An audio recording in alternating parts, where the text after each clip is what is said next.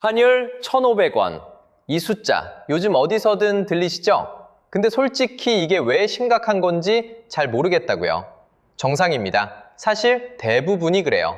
환율이 뭔지, 누가 정하는 건지, 이게 내 월급이랑 대체 무슨 상관인지 아무도 제대로 안 알려줬거든요.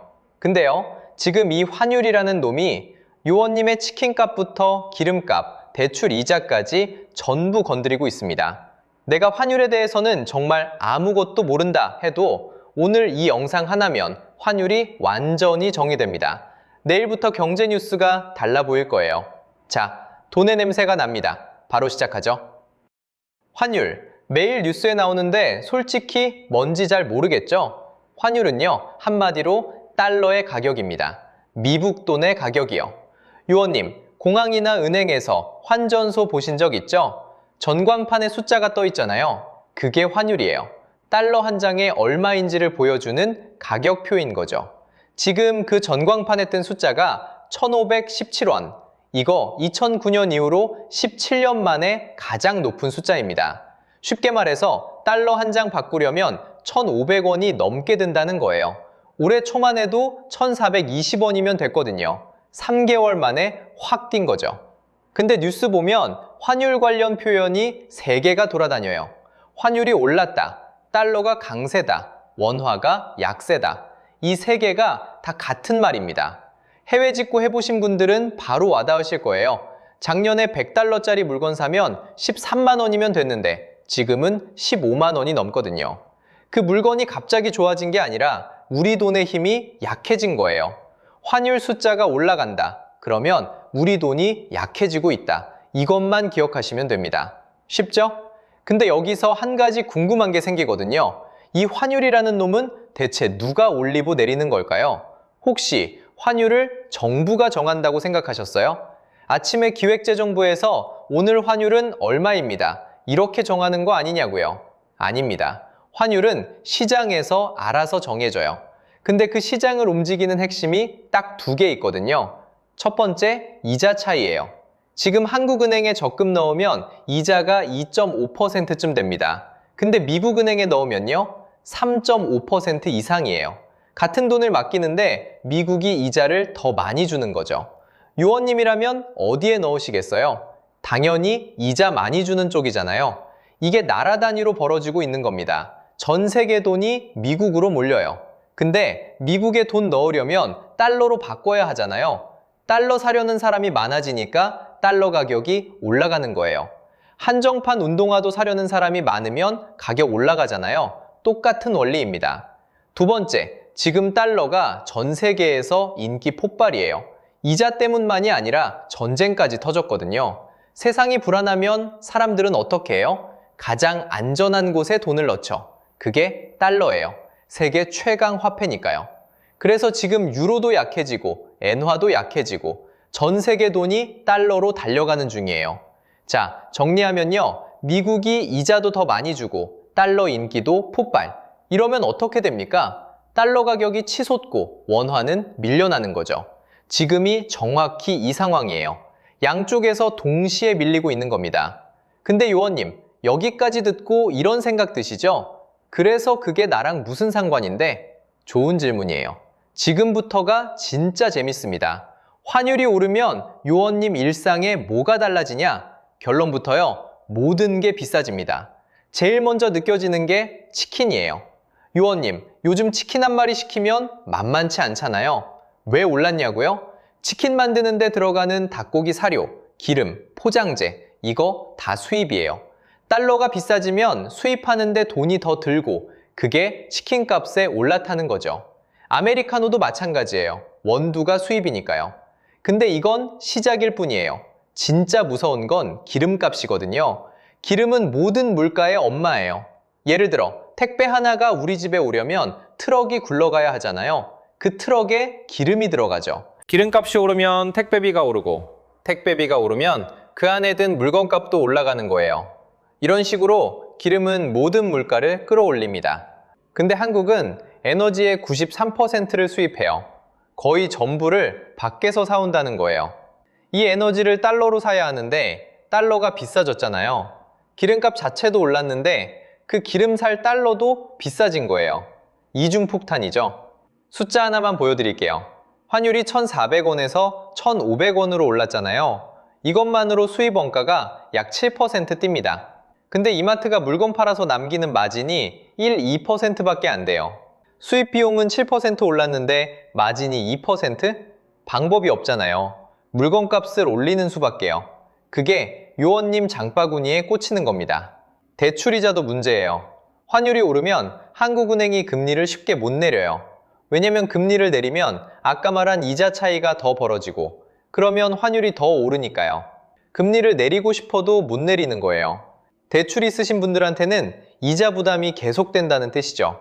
직구나 해외여행도 직격탄이에요. 아까 말한 것처럼 같은 물건인데 우리가 내야 하는 돈이 늘어나는 거잖아요.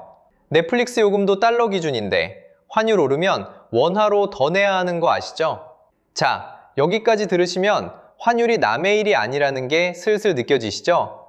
근데 한 가지 의문이 드실 거예요. 대체 왜 하필 지금 이렇게 된 거냐고요.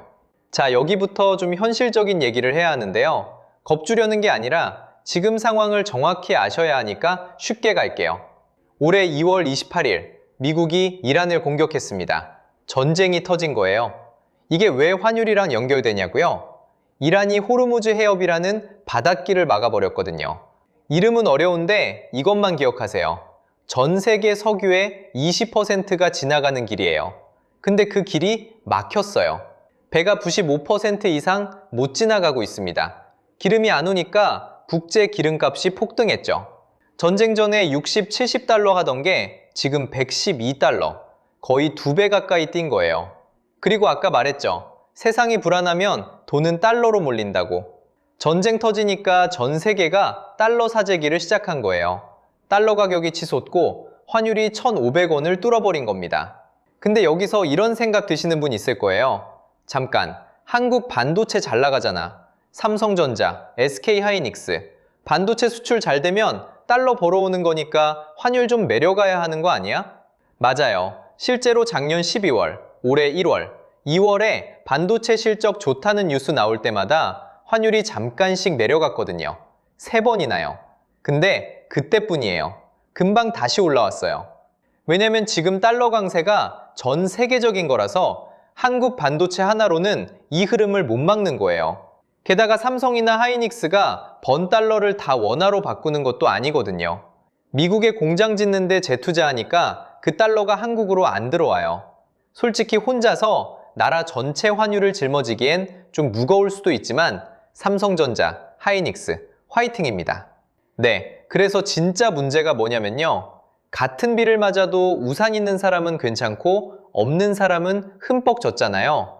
한국은 그 우산이 좀 약한 나라예요. 왜냐면 아까 말한 것처럼 한국은 에너지 대부분을 수입하는데 그 기름이 지나가는 호르무즈 해협이 막혀버린 거거든요.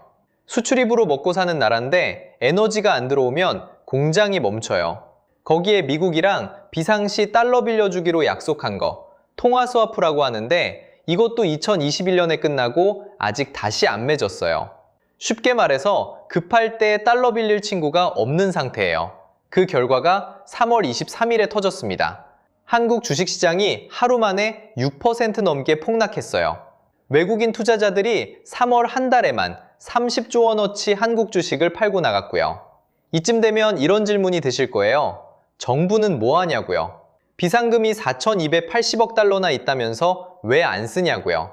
이 대답이 진짜 재밌습니다. 외환 보유고, 쉽게 말해서 나라의 비상금이에요. 한국은 이게 4,280억 달러, 세계 9위입니다. 2009년 금융위기 때 비상금이 2천억 달러였으니까 지금은 2배가 넘거든요. 근데 왜 안 쓰냐고요? 여기서 반전이 있어요. 못 쓰는 게 아니라 쓰면 더 손해라서 안 쓰는 겁니다. 이게 무슨 말이냐면요. 비유를 하나 들어볼게요. 지금 전 세계가 달러를 사고 있잖아요. 달러 가격이 쭉쭉 올라가는 중이에요. 이때 한국이 혼자 비상금에서 달러를 꺼내서 시장에 팔아요. 그러면 잠깐 달러가 싸지겠죠? 근데 그 순간 글로벌 큰손들이 뭘 합니까? 달러 세일이네? 하고 싸진 달러를 싹 쓸어가는 거예요. 결국 환율은 잠깐 내렸다가 오히려 더 올라요. 비상금만 날린 거죠. 이게 뜬구름 잡는 얘기가 아니에요. 1997년에 진짜 이런 일이 벌어졌거든요. 외환위기 때 한국 정부가 환율 막겠다고 달러를 계속 풀었어요. 근데 글로벌 흐름을 한국 혼자 못 이기니까 비상금만 바닥나고 결국 IMF한테 손 벌렸잖아요. 그래서 외환보유고를 이해하려면 이렇게 생각하시면 돼요. 집에 있는 소화기예요. 불이 났을 때 쓰는 거지 날씨가 덥다고 시원하라고 뿌리는 게 아닙니다. 97년에는 이 소화기를 더운 날에 다 써버렸어요. 그래서 진짜 불이 났을 때 소화기가 없었던 겁니다. 그게 IMF예요. 똑같은 실수를 또 할 수는 없잖아요. 그러면 비상금은 대체 언제 쓰냐? 진짜 시장이 완전히 얼어붙어서 달러를 어디서도 못 구할 때, 그때 꺼내는 겁니다. 지금은 불편하긴 한데 시스템이 깨지는 수준은 아직 아니거든요. 그래서 소화기는 아직 꺼내지 않는 겁니다. 자, 여기까지 따라오신 요원님, 이제 환율 뉴스의 80%가 들리는 상태입니다. 마지막 20%만 채우면 완전 정복이에요. 자, 그래서 제일 궁금한 거, 환율 더 오르냐? 1,600원도 가냐? 결론부터요, 1,500원은 넘을만 했고 1,600원은 넘기 어렵습니다. 왜냐면 1,600원 가면 수입하는 모든 것의 원가가 14%나 뛰거든요.